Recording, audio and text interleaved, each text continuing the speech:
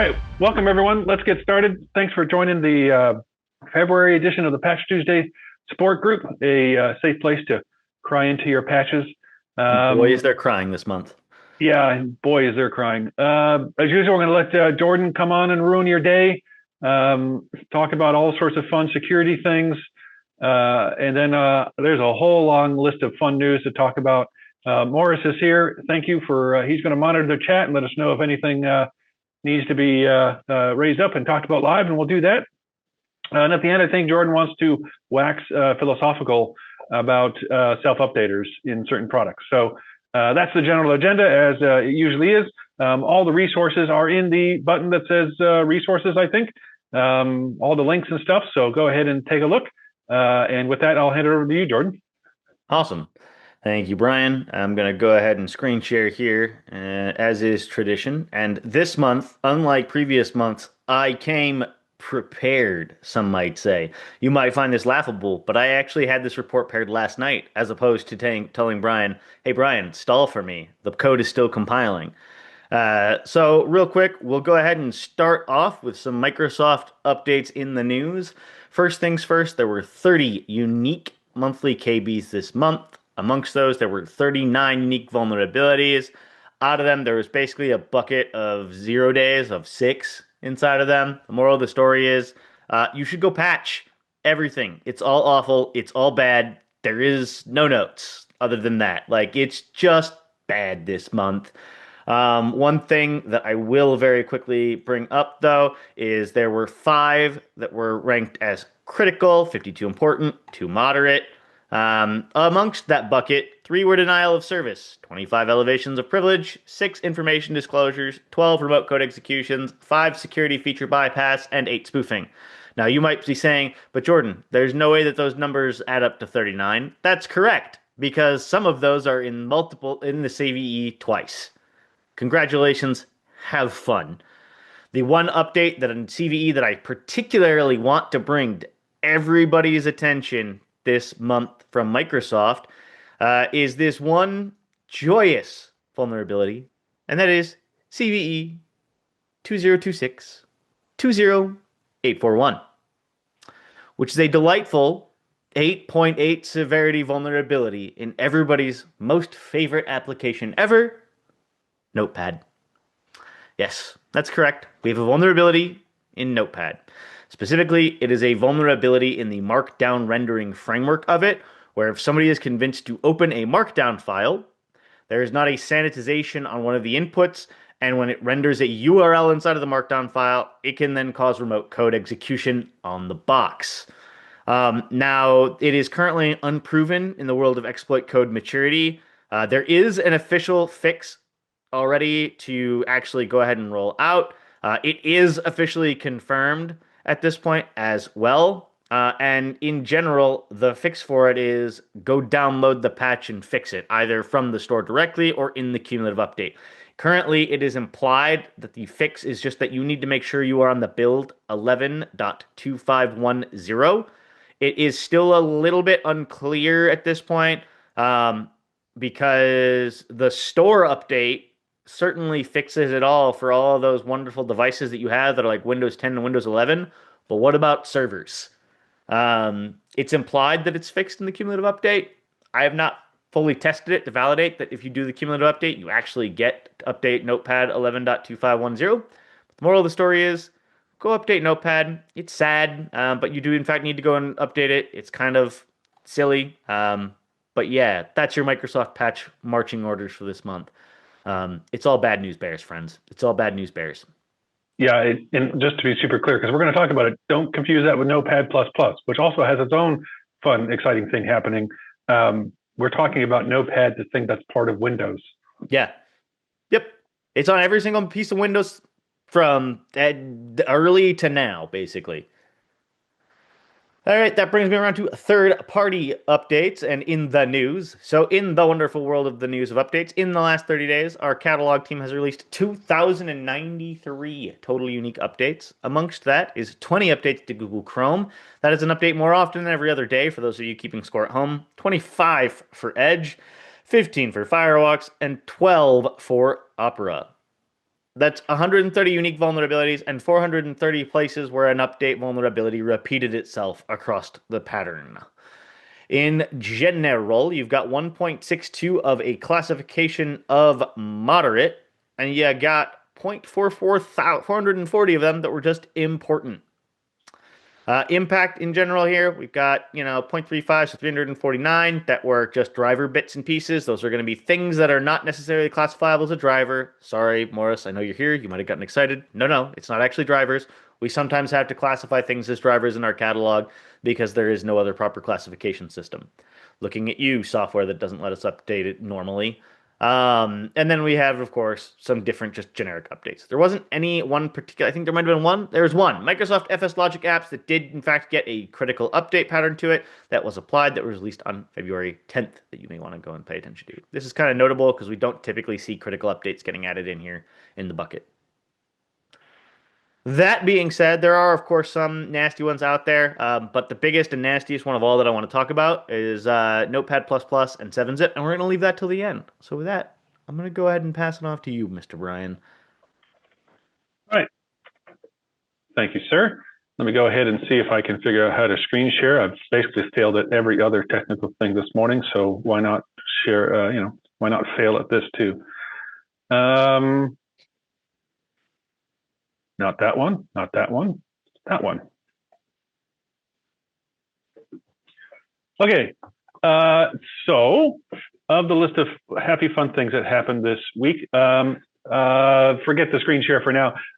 If you, January's release of patches was kind of a shit show, and that's putting it sort of mildly.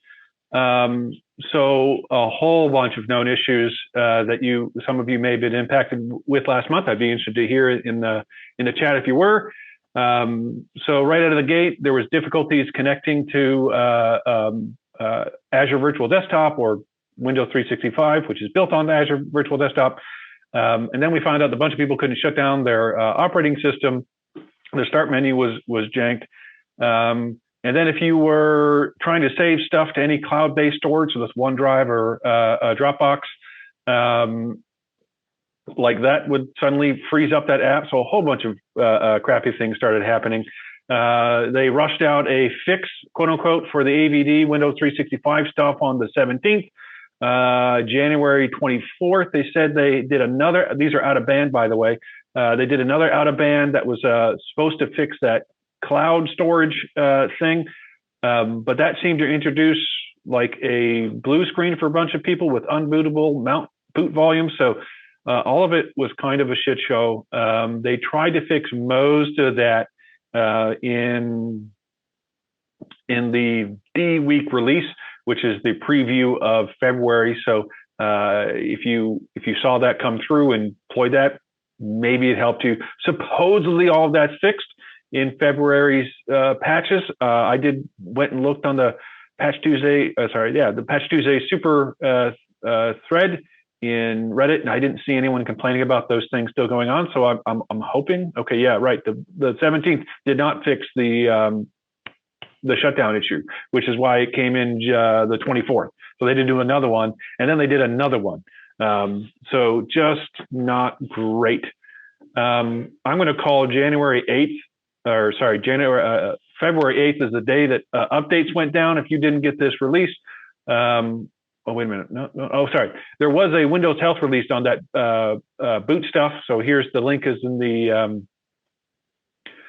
resources again. I hate these links, but I do thank my hats off to Jake, who actually got me access to read these Windows Health release health things in our tenant, because before I could not. So again, the link's down there if you want to read more about this. There was a power outage that affected the Microsoft Store app and Windows Update delivery. So on February 8th, it went down for a while, the better part of the morning, depending on what part of the world you're in. And a data center went down and took off Windows Update for a chunk of the world. So if you had scanning or syncing issues within ConfigMgr during that time, that's probably the explanation there. Also, I don't know, Jordan, if you called these out, but there was also an emergency patch tossed out for Office. So late in January, they did a out of band. I don't know if you would call it out of band because Office kind of can just do whatever it wants. But they tossed out an emergency patch for pretty much every in service or in support version of Office. And this is a bypass for some of its own internal security features. This isn't the preview pane, so often we see things like, oh, if you preview something in Office, no, that's not it. The user did need to interact. The user would need to click on something, so it's not the worst vulnerability that we've ever seen. But they did release an emergency patch, so you should definitely be quick on the Office patches this week. Also, Exchange started flagging some legitimate emails as phishing emails. This is basically just some false positive. They released a new filtering rule in Exchange Online, and all of a sudden that started flagging a whole bunch of stuff. This is not officially fixed. Like they're working on it. They want to think it's getting better. There is supposedly a message center, but I couldn't actually, this number here, I couldn't actually find it. At least it's not in our tenant. But yeah, people were, this was actually quarantining emails, if I understand it correctly. So people wouldn't actually see them in their spam box. They were outright getting quarantined. So if you're using Exchange Online, and I know many of us are, you might want to pay attention to that. I think that's all the Microsoft stuff. So if I go into more security things, if you are using Fortinet, once again, so that's FortiOS, FortiWeb, FortiProxy, FortiSwitch Manager. In December, they had a single sign-on vulnerability. So they released patches. We talked about those. And then people still saw that vulnerability, or something that looked a lot like that vulnerability, was still being exploited. And that is true. There's no actual fixes for Fortinet stuff. But what they went and did is they disabled the single sign-on feature, and they disabled a whole bunch of accounts that were being used in that attack. So it's not fixed, but supposedly, and here's their rundown of what they've done. You will obviously want to pay attention if you're using any of those products. Here's another article that I just found interesting. There's this yearly Pwn to Own. A whole bunch of people come together and trying to make win prizes for playing stupid games, and they won. And what's interesting about this is a lot of this, what they found was in vehicles. So charging stations, infotainment systems, the car's operating systems. A bunch of people basically came out with about I think it was 1.7 million was the total payout here. So it's an interesting read if that's your kind of thing. No, I don't want to do that at all. What's going on here? Thank you, Plug Up. Well, this used to be a link that works. And we talked about this in months past. There's this thing called N8N, which is sort of like, I like to think of it as a System Center Orchestrator for AI.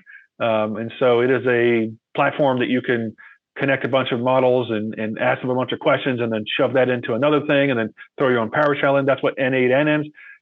They've had a couple of bad vulnerabilities in the past, and then they had it again this month. So if you or anyone at your company is playing around with kind of orchestrating AI flows that way, you might want to go ahead and take a look and make sure that they are updated. This wasn't the one. This one is the one I was thinking of. This is kind of just a funny read. So we've talked about CISA before. It's the governmental agents here in the US, and they often come out and say, they kind of make pronouncements for government entities here in the US saying, you must do this and you must do that. This is just a funny one, to me at least. They just said you shouldn't be using end of support edge devices. What they mean by edge device are things like routers, switches, access points, that kind of thing. And they're like, well, if they go end of life or end of support, you should stop using them. And it's just frightening that in the year of our Lord 2026, that's a thing they have to say. Right? Like, well, I mean, like, do you really need a directive, like a binding operational directive that says, hey, if your router is out of support, we're telling you shouldn't use it. So yeah, So sometimes. Welcome to rural community budget problems, right? yeah, but Because this like is if it but works, I I can appreciate that but this is one governmental agency talking to other yeah, governmental agencies. Now I can appreciate that in um, the real world sometimes okay it doesn't happen. Like I get it. It's a thing that people deal with, but like you would think the governmental agency would kind of not need this said. Like, right. are we You'd saying hope this now? you'd love to aspire for that to be true. Were we not saying this before? That's really my question. We probably were saying it. We just might not have. Yeah. Yeah. Okay. Well, anyways, I just found that funny that even needed to be said, but here we are. What follows now is a bunch of remote help, remote control solution vulnerabilities. And this is, and what's interesting here is there were a couple of stories this month where they used a vulnerability in a remote help or remote control tool to then install some other remote control or remote help tool, often under the auspices of an RMM. And the vulnerability isn't in the thing that they installed. Like that might be it's a legitimate RMM, legitimate client. And if you're not blocking it, if you're not preventing those from getting installed, then they're going to get installed and they're going to work. They're going to connect to basically a remote managing solution that is owned and managed by the attackers. So BeyondTrust had one. Let me see if I have the details on this. Yeah, this one's pretty bad. It's a CVS 9.9. Only one point off top marks. No auth, no user interaction. All happens pre-auth. So if you are using BeyondTrust, go ahead and make sure that you get that updated. There are updates available just of 2 days ago. So go ahead and make sure you get those installed. SolarWinds Web Help Desk, similar but slightly different story. The worst ones here are 9.8. So again, they are 1 point better, I guess. But again, these are not great. They're you can over the network, no user interaction, no elevation needed, and there's patches available. So go ahead and make sure you get those updated. And again, in some of the hacks that this is used for, what happened is they would go and install another tool. They use this tool to get access to the device and then install another tool to maintain that access. And here, actually, Microsoft has a good rundown on what all happened and what that looked like for the web help desk stuff. This one is interesting to me. So a company called Simple Help, they have a software called Simple Mail, I believe. Let me look my notes. Yep, Smarter Mail, sorry.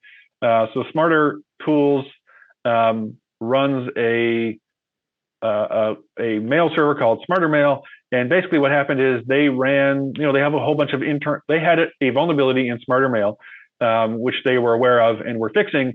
And they had even released updates. But unfortunately, they didn't realize that one of their developers had an old unpatched version of their own product running. And that allowed people to basically get access to their environment. Now, the damage was very, very limited to them. If you're using Smart Mail, hopefully you are already aware of that and have updated your systems. But it's just, there's a certain amount of irony, and it just reinforces this idea of knowing what's installed and how dangerous shadow IT can be. I mean, they basically got pwned by their own product because, of course, it's their product and they have it deployed in a bunch of different places. And they lost track of one, didn't get it updated, and that literally made their own company vulnerable. Here's another kind of here's their own rundown explaining what happened if you want to read their side of that. If you are using Avanti's endpoint manager, you are going to want to pay attention and go release some patches here. This is a 9.8. Again, remote execution, no auth, no interaction. So those are usually a bunch of words you don't like hearing together in the same sentence. So yeah, if you're using their endpoint management solution, you want to, especially for, I think that was specific to mobile. I'm a little confused exactly. Carrying on some lovely tradition, Cisco managed to hit a full 10. So this one is, I believe, a CVE 10. This is for their secure email gateway and secure email and web manager. So if you're using either of those Cisco products, you'll want to go ahead and update them. Moving along in Cisco, if you're using their unified communication products, that also has a vulnerability. I'm a little fuzzy on what all the details are. This one is, but if this unified CM, if you recognize any of these, Unity connection, WebEx calling, go ahead and take a look at this resource here and make sure that your stuff is getting updated. I don't know. I haven't actually received any of these, but supposedly, so Zendesk is a popular help desk tool, ticketing system. This isn't a Zendesk vulnerability, but you can configure Zendesk to, if you configure it to allow anybody to submit a ticket, it will then reply to those persons to that email saying, hey, thank you for opening a ticket. Here's the details. Now, so what attackers are able to do is submit tickets with other people's email address to then have Zendesk send those people email. Now, most spam filters allow Zendesk to come through because it's a popular ticketing system which sends emails. So this bypassed a whole bunch of spam. Now, oddly enough, most of the emails were fairly innocuous. They're trying to do advertisements. I think there was there's certain protections not to allow you to put vulnerable URLs and that kind of thing. So I don't think we've seen any huge harm, but a lot of even large companies allow anybody with any email anywhere to submit a ticket, and then they reply with an email to those, like very large companies. And so even Troy Hunt, who runs Have I Been Pwned, he's like, wait a minute. I mean, he's a guy whose email is going to be in a lot of different places. So a couple of people are on Twitter just saying, man, I just got hundreds of spam emails from various Zendesk instances. And I find that both concerning and funny. Jordan, you seem to have a thought. So the other thing is this is not the first time that this has been abused before either, right? So like actually, oddly enough, and this is kind of relevant and salient with some recent things, like this has been abused a number of times around using it as a path to exploit for getting data out of systems. So one of the big ones that comes to mind is Discord recently. Just because Discord's been in the news recently about a whole bunch of other things, is that they leverage the third-party tooling system, and that third-party provider leveraged Zendesk as a platform. And somebody emailed and was able to leverage the help desk system. And this goes to something we talked about last month, where they attacked a known expected pattern to get a password reset to them to then gain access to the data to then exfiltrate the data. And they just abused the known pattern of what it looks like in automation flow in order to generate tickets to the point where they finally got somebody who was just like, oh, yep, just trying to do my job, and reset the password and gave them back the password on an account to it. So it's not just like they're barraging instances. It's a known bad pattern of like, hey, let's go try and exploit how we can send in things and use it. The attack pattern has been shifting more and more and more over the last year and a half to 2 years to how can we abuse tools that we know exist in an environment and attack patterns that we know exist in IT admins and security people until the point of failure. And they're people fatiguing. It's like a DDoS, you think? They're literally DDoSing humans. That's exactly what it is. Oh, You're DDoSing the human. So humans are really bad in general, right, with signal to noise problems. Oh, you didn't have to say signal to noise. You could have just stopped it bad. I mean, I could have just stopped it. Humans are really bad, right? Yeah, meat bags. Like, yeah, we are in fact meat bags. And when there is high amounts of noise, it's really hard to filter out signals. So if you can generate or you know that somebody is operating within a high noise environment inside of it, you can very innocuously add to the noise. It's always easier to ask somebody to give you the password than it is to just go try and compromise it. Yeah. Okay. Thanks. So we're almost to the end of the security side of things. I found this interesting. So curl, if you're not familiar with curl, we haven't talked about curl vulnerabilities in the past. Curl is a very common tool, command line tool for downloading, making HTTP requests and downloading things and so on and so forth. And for years, there's always this question of how do we deal with bugs in open source software, and how do you incentivize people to go and find these things and fix them. And so years and years ago, we started doing bug bounties, right? And even non-open source solutions have done this. Microsoft and Google and Apple, they all run somewhat successful bug bounty programs. But there's a trend recently of AI slop. And again, we've kind of talked about a little bit about this before, how it's impacted OSS.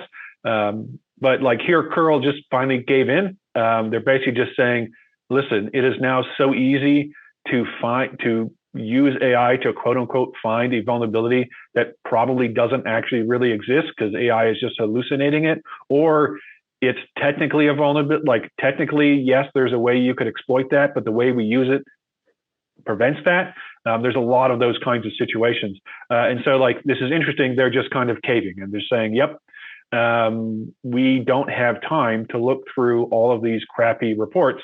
So we're just not going to do it anymore, which is an interesting. I don't know that this is a sign of a trend, but I've definitely seen many open source projects talk about this problem, and they're unsure what to do, which is basically how are unpaid volunteers trying to have to process and understand and separate the wheat from the chaff is just not worth the time. So exactly, it's why we can't have nice things. So now we get to, with that, I was going to say the other thing I want to tag on that is this is not the only one that's doing this, by the way. Yeah, right. I don't know if it's part of a trend. Do you know anyone else that has dropped? 100%, it's part of a trend. They are not the first one. There's also been an alarming number of people who have said we're going to take our project closed source as well. Yeah. And they're going to stop. There's been a number of open source projects as well that have just said we have to take this closed source because we have been so inundated by issues getting created by AI, this, that, and the other thing, right? Is that we can't continue to sustain it. It's asinine, and we can't filter the wheat from the chaff on it. So, yeah. Okay.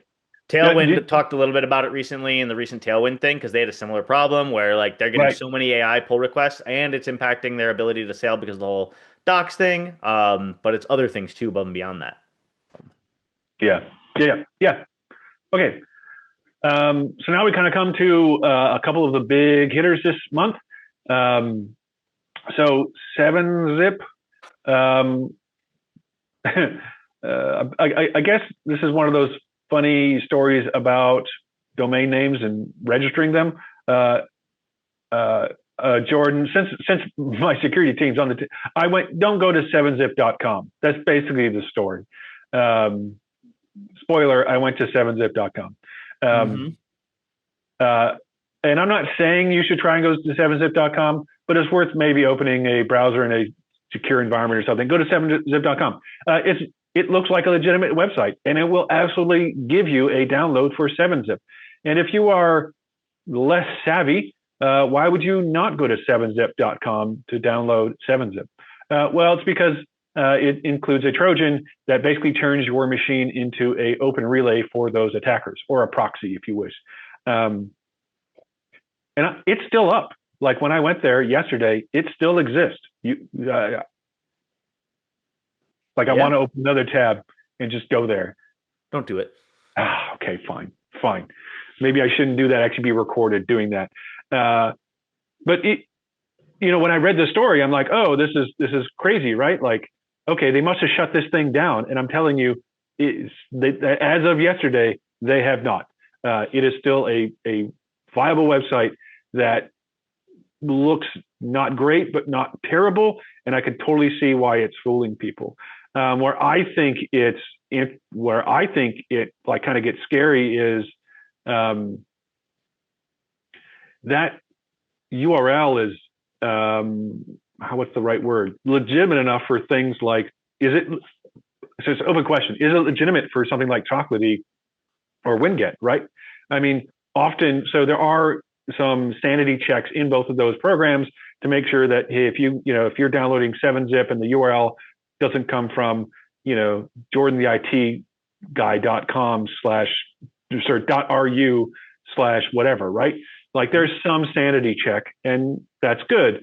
Is it good enough to know that like 7zip.com, that looks like a legitimate website, has the privacy URLs and all of those things? Is Winget and Chocolatey good enough to figure out that, wait a minute, that's not correct? It should be .org.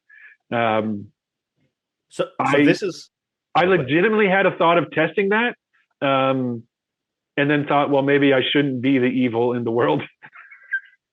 Yeah. So what's interesting here to me is this is a weird scenario too, I think, where the AI adoption curve has this awkward, interesting problem inside of it a little bit. The attackers and bad actors are ahead of a lot of organizations, companies, and other orgs in the AI adoption curve. How long with something like, and this is the challenge of like, I'm not saying AI is bad, it's really cool, you can build really cool things. But in the way that it reduces friction, how hard to build a 7zip.com lookalike or 7zip.org lookalike, right? Right. Oh, yeah. Is it with AI versus pre-AI? Well, and you know the answer, because for those on the call, like Jordan's been actually playing around with some webs, like what is it like to use Gen AI to write a website, and it looks pretty good. Mm-hmm. Yeah, like it's pretty easy. You can even build in your own auth. Like I have Google Auth working on a website, right? I could totally do that. And you don't need a fancy developer credential. You can go create any Google identity that you want in the world and generate Google Auth and fork and point it over, right? Now, the challenge here, and then you start collecting logins and start doing bad things to good people, right?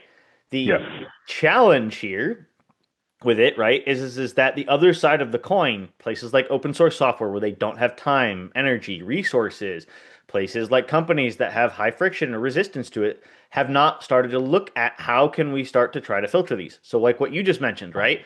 There's a major design shift pattern in order to try and look at that, to be able to look at that amount of data, to do that level of fuzzy logic check, be like, does this smell right along the way? Because things like phishing emails, right? What we are seeing now, basically, and I'm going to talk more about this later on too, is what we are seeing now is we are seeing the pattern of phishing attacks and spear phishing attacks being reapplied at scale to websites.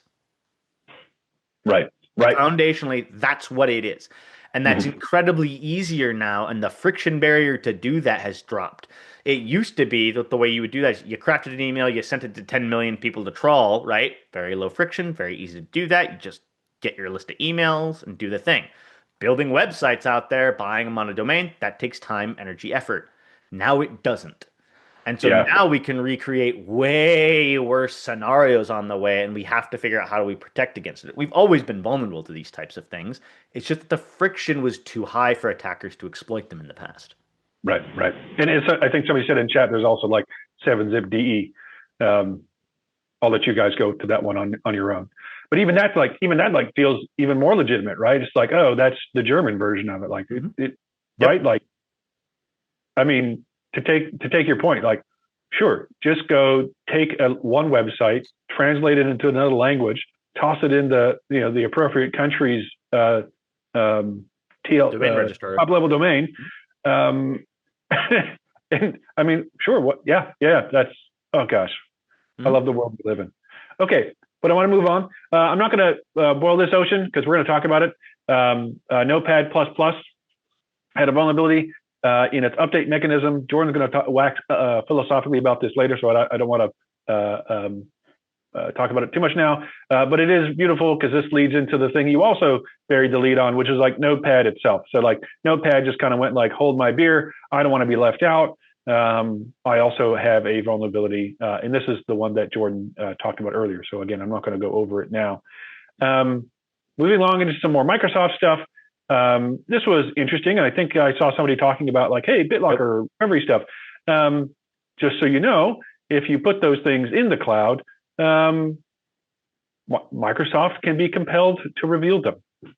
Not just Microsoft either. Like just What's that? in general. Like there is Yeah, no contract law that prevents. This is back from early 2000s, I think it is like there's a federal nation state order, and it's the same thing in the EU. There's an equivalence class over in EU as well. Like the government can compel businesses to be like, no, thou shalt give us the data. right, right. And so, is it protected? Is it safe? Sure, from a technical perspective, but from a legal perspective, if they have your BitLocker key, they can be compelled to reveal it, which I think to many in our industry were like, well, yeah, that kind of makes sense. I'm not too surprised, but it did catch a bunch of people by surprise, saying, oh, wait a minute, that's true. Especially in the personal space. Like, and to be clear, actually just, I was able to save my wife's computer recently because it was in the cloud, and we got a BitLocker recovery prompt, and it was like, well, yeah, it's like I didn't print that out, and so caveat emptor, I guess, is the point there. Just some stuff that Microsoft has released. So Purview data security is now GA. I don't know if either of you knows what the heck that is and want to talk to that. Morris, if you want to come, any idea what is Purview data security? Anyone know? No. Okay. That's even beyond me. Okay. I don't work in the realm of Purview much. Okay. All right. Well, I mean, I've heard about it for like you. I mean, I've heard of it. I've not actually dug into it and understood it. But this came across late in January. They actually GA'd that. So there you have it. Here's fun forward-looking things in future versions of Windows. So that's going to be future Windows 11 releases, and I think Server as well. So Server 2028. .NET Framework is going to move to a standalone deployment. So what they mean by that is usually up to this point, it has been a part of the optional feature of the OS. You could go in and enable it. And so you might have a bunch of scripts that go do this. Those will cease working in future versions of Windows. They're going to remove it and bring it back into its own separate installer.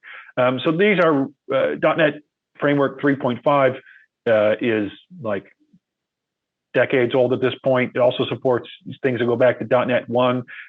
So ideally, this is something you don't have to deal with. In practice, I know there's a lot of really, really old shitty apps out there that people on this call need to support.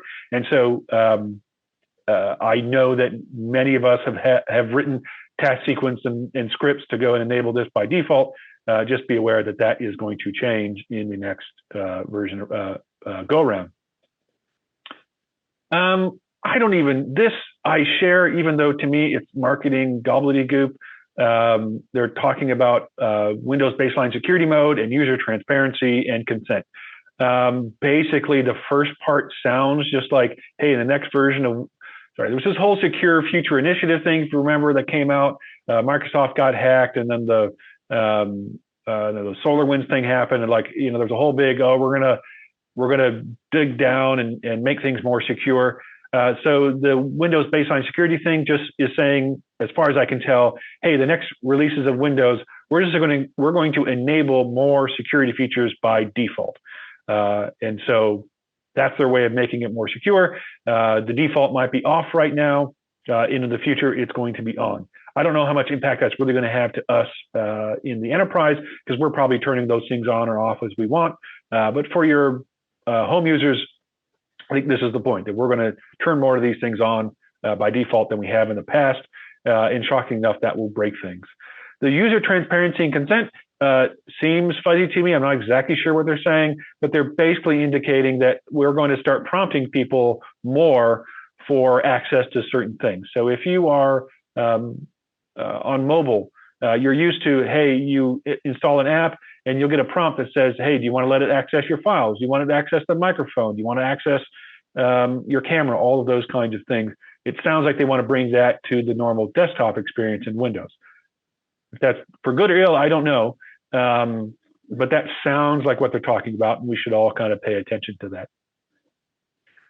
Continuing on the theme of things that are going to come up in the next version of Windows, they're going to disable NTLM by default. I don't think too many of us are going to cry over this. NTLM has been the source of many, many vulnerabilities and what's the right word? Attacks and so on and so forth. So it's no shock that they are going to move from it being deprecated to fully disabling it. Again, this is going to come to us in the next version. So, and again, this is just disabling it by default. I don't think they're actually removing it like they're doing for .NET 3.5 I talked about. This is just, hey, this stuff's going to be disabled by default. And if you need it, you are going to have to go enable it. Moving into Intune. So Intune had a bit of a fun bobble. They went and announced that they had this new report. So at Ignite, they were talking about a bunch of new reporting that they're bringing to AutoPatch and Intune. And one was the Secure Boot report. And so they released that. I don't have the date here, but it was late January. They released this. People got excited. They started looking at it, said, wait a minute, we can only see 100 devices. Okay, they fixed that. And then people said, wait a minute, this data doesn't seem right. So on February 7th, they full on pulled it. So if you had it and were like, oh, that's interesting, and now it's not there, that is correct. It has been pulled. And here this is where they basically acknowledge that happening. This is interesting. So this is a good read from our own Rudy. This whole, this has been a big problem in Intune, and maybe one of you guys want to talk to it more than I can, but this whole thing of if you allow people to connect to your tenant on their personal devices, there's an option that says, allow my organization to manage this device. And as I understand it, there was no way to prevent people from doing that within Intune. And therefore what would happen is people didn't really understand what that meant. And so they would take their personal devices, whether that's a mobile device or their home PC or laptop, and they would try and access their company resources, which meant they need to put in their connect their user joined right to Entra, and they would click this thing, and now all of a sudden there's a whole bunch of stuff happening on that device that they didn't really think about. And now that device is now technically joined in the tenant, and I think it might even become corporate owned under certain scenarios, right? Yeah, well, so it's basically you can prevent it, but then there's a bunch of other things that also have to be true, basically, right? You can stop it from happening, but then you have to be willing to go down the whole rabbit hole of no, thou shalt never be able to enroll a device ever in any possible way scenarios. You have to only do autopilot. You have to only do pre-device enrollment. You have to only allow, et cetera, and redesign your security stack to match up to that and your conditional access policies to match up to that. Right. And so they have added a new setting that is, I think Rudy's doing his thing that he does here, which is, I think this is in public preview maybe at best. But there's a new setting here. You can go disable that MDM enrollment when somebody's just adding a work or school account in Windows. It didn't work at first, I think, and now it's supposedly fixed. So if that's something that interests you, go ahead and read that blog post. And then the last thing I have, as usual, is what is new in the world of Intune or my Config Manager. I don't think anything's new in Config Manager. EPM, if you're using the Intune suite, that is now supported on AVD, specifically single session. So I'm sure if you have multi-session, I guess not. But if you are in that scenario, you have the suite, you have EPM, and you're using AVD. Also, now you can use those two together.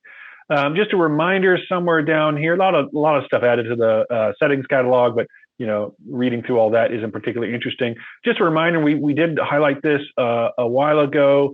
You need to go update your firewall configurations for Intune. So part of that SFI is Intune's going to use Azure Front Door, which means if you went and set a whole bunch of URLs or IP addresses by hand in your various edge devices, as we called out earlier, in terms of your routers and your switches and your firewalls and so on and so forth, go ahead and just make sure you have that updated list. And then the last thing I'm going to call out here is this admin tasks. So this is something they talked about at Ignite. Within Intune, there's a central pane for administrative tasks. Now, a lot of that got talked about in terms of AI is going to, these agents we're going to create, and they'll toss things in min tasks. But even without that, There's some stuff they're going to toss in there. So the EPM, if somebody asks for an elevation request, it's going to be listed there. If there's some Defender security tasks that get created, they're going to show up there. Multi-admin approval, going to show up on admin tasks. So they've GA'd this now. Everyone hopefully should see it in the coming weeks, and not already, because I'm pretty sure this is early January. And you should be able to go there, and ideally they're trying to create a central place that us administrators would go to figure out what is my next task. Okay, so that is the end of all of that jazz. I'm going to hand it over to Jordan to wax philosophically about Notepad++. Awesome. All right. So a couple of things I want to go over about Notepad++ to start with. So there's a couple of really big key takeaways that kind of got, I think, a little bit lost early on in this attack with Notepad++ when it first came out. The first thing that I want to touch on is, in general, unless your organization was actively being targeted by nation state actors, you probably were not affected. Okay, that's the big thing about all of this. The way the announcement for this rolled out, the way it got communicated, the way that it was then slowly rolled out and more detail kind of slowly came to light 6 months afterwards, tells a second story that isn't necessarily out there public that you can draw some assumptions on, and also some things that people have just flat out, they've said. They're like, no, it was very tightly targeted. So in order to think about these, you have to first kind of understand how the actual chain works. I'm going to screen share here a little bit of some whiteboarding for people, because nothing says joy like getting to go through a whiteboard, right? So the first thing that kind of is important to know is whenever you have a Notepad++ install on a machine. So let's say that down here we've got computer A. And on computer A, it has a version of Notepad++ that was vulnerable, which is basically pre 8.91. So version, let's do version less than 891 on it. Inside of Notepad++, there was a issue, air quotes, and it's not even necessarily an issue. It's a design feature, okay, of a service called WinGup. The WinGup service would periodically check in with the update server to say, hey, do you have a new version of Notepad++? Is there a new version? Should I up to it? What's the rollout plan, etc.? And where should I go and download it and get it from? What's the closest mirror for me to go and get it from? What happened was attackers came in and they actually impacted the update server. They didn't do anything with the actual versions over here, any of the stuff over here at all. They targeted the update server. And they basically added a filter on the left-hand side of this, okay? And that filter basically said, hey... I love your commitment to doing this live, by the way. Of course I am. Yeah. If this request was from any one of specific domains/IPs on it, and I'm committed to doing this because I'm also kind of looking at the chat here because I want people to ask questions about this because it's weird and it's confusing, and there's been tons of commentary and issues about this along the way. So do feel free to ask questions along the way. If you came from any one of these specific domains, basically a modification, now we don't know, they didn't say Nginx or Apache or whatever, but if the request came from any one of these different domains, instead of following your normal update pattern, right, of going out to github.com, instead, you should go ahead and go to malicious payload. Jordan, the IT guy.ru. Exactly. And download a malicious file instead, giving you a version of Notepad++ or something else along that way that would then implement a rat on the machine that could then be hidden behind the scenes. If you did not come from one of these specific domains and there was a new version available to you, then you were allowed to redirect on to github.com, the normal location of the update. Happy days. And you would get your Happy Days safe update.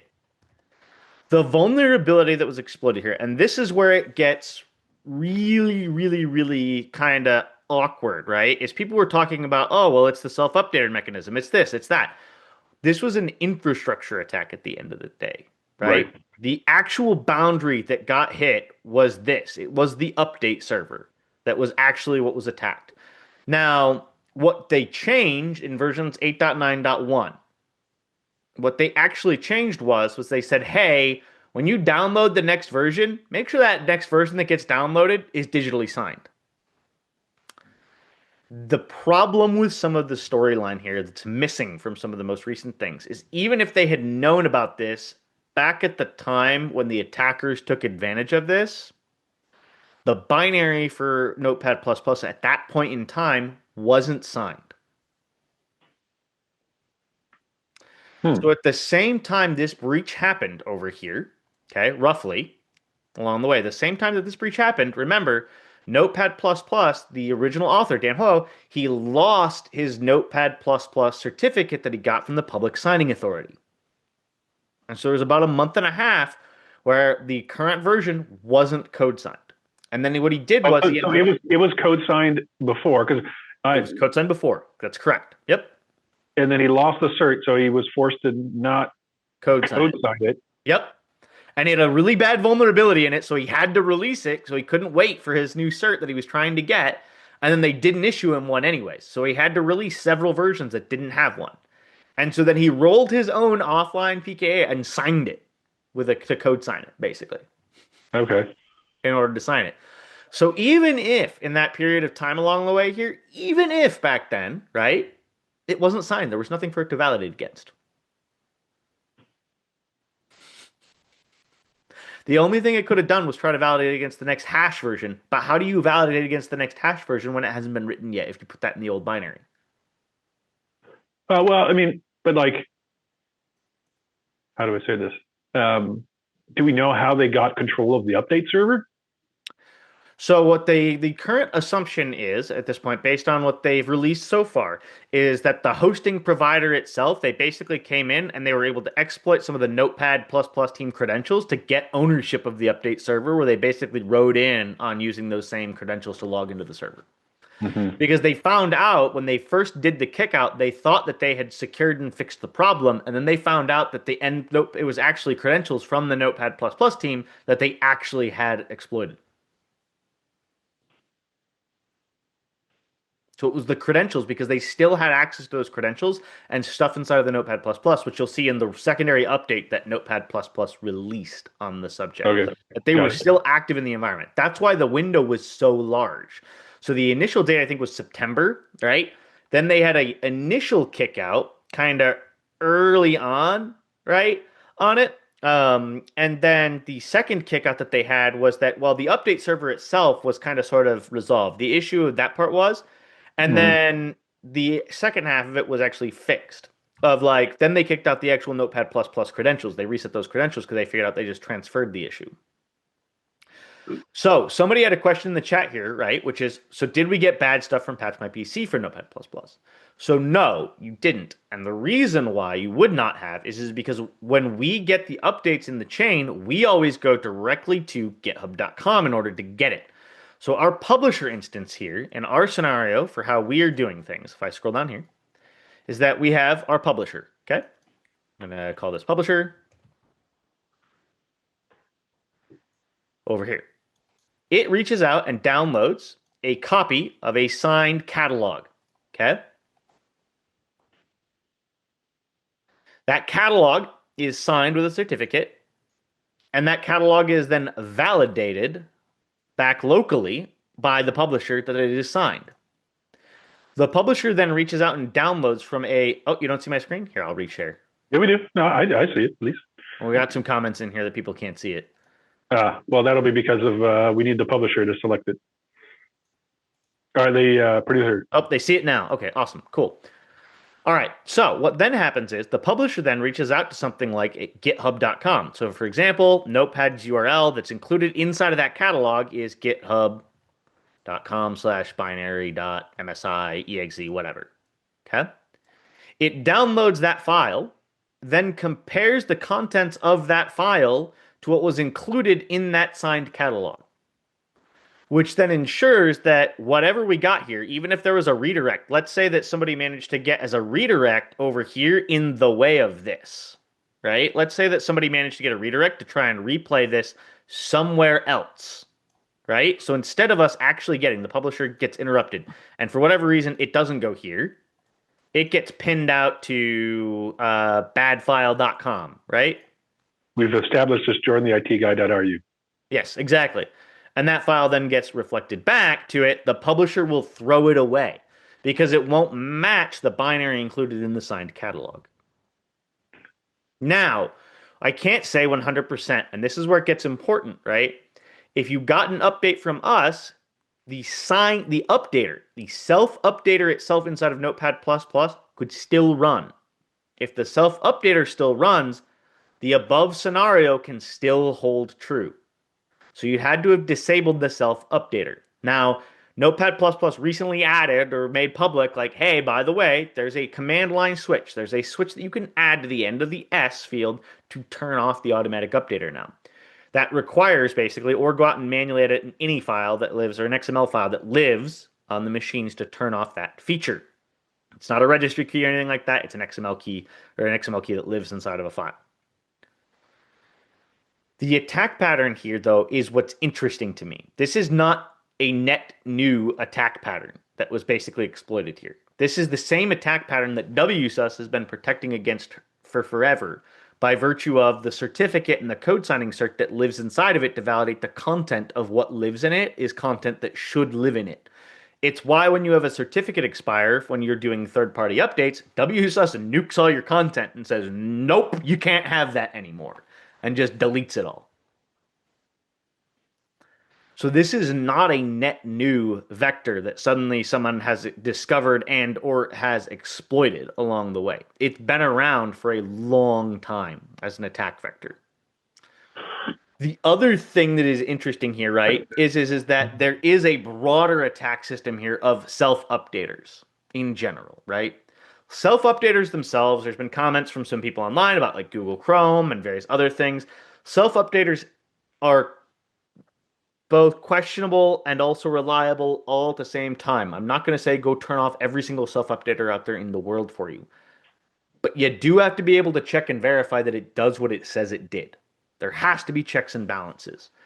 The end of the day, your actual defense of this in the defense in depth world, right, is your EDR tool that exists here in this plane, and your EDR tool that exists here as well in this plane. You shouldn't trust, right, that this file, regardless of, right, is always going to be safe and doing good stuff for you. Right? Your EDR tool should always inspect, well, is the behavior package of this new piece of software that I got doing things along the way? And the same thing is true here. There's always going to be new attacks that come out along the way of that.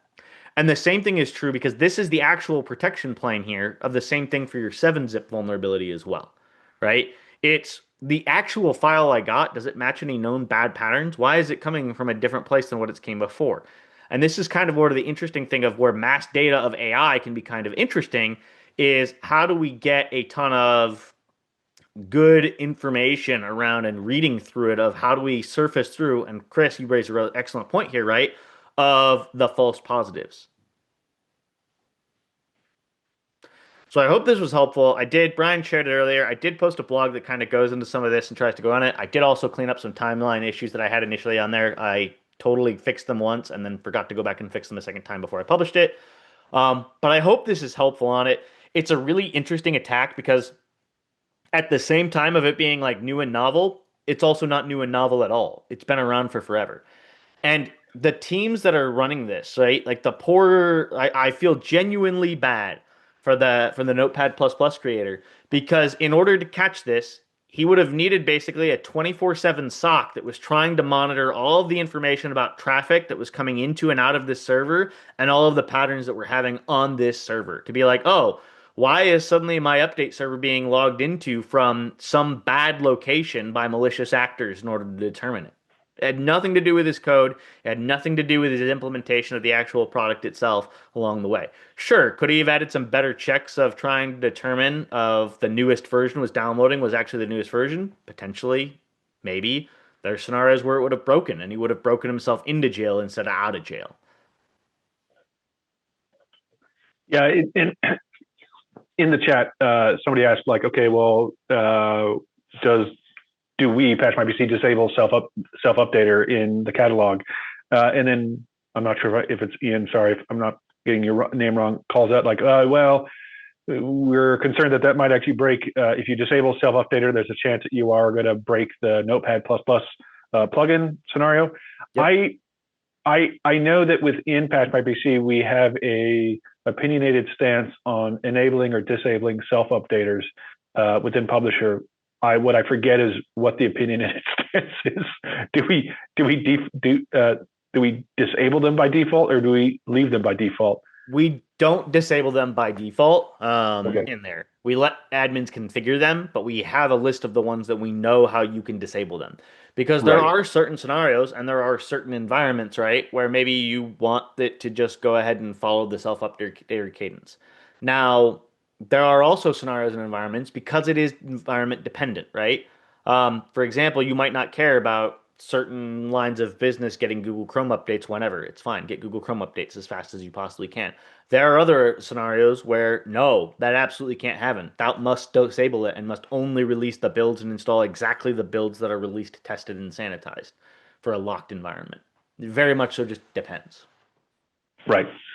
Yeah, I just know that we have an internal opinion on whether we enable or disable those, and I was just wondering which. So it's in general, we don't enable them by default, specifically because we want people to be able to choose which one it is. Sorry, I need you to speak very clearly. Are you saying we do not enable them by default, or that we? Correct. In general, we do not enable them by default. We have them available to you, but we don't typically enable them by default. Do we disable them by default then? No. Which is we don't enable the option which disables the self-updater. There, does that help?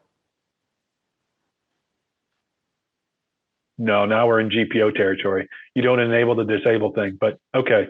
Yeah. So we have a feature called Disable Self-Updater. We do not enable that checkbox by default. Therefore, we do not ship Disable by default. Got it. Okay, awesome. So by default, we generally do not. By default, we allow auto updaters to run. Correct. The only default we take typically is silent. Okay. That's the only forced default parameter. Okay. Well, anything else you want to talk about there, Jordan? Or is that just if people have more questions about it, I'm happy to talk about this. It's going to be a bigger problem in the future. We're going to see more and more of this, especially on tools that are. And now that this has been a successful implementation, if you think this is the last time we're going to see it, I got some land in Florida that I'd like to talk to you about.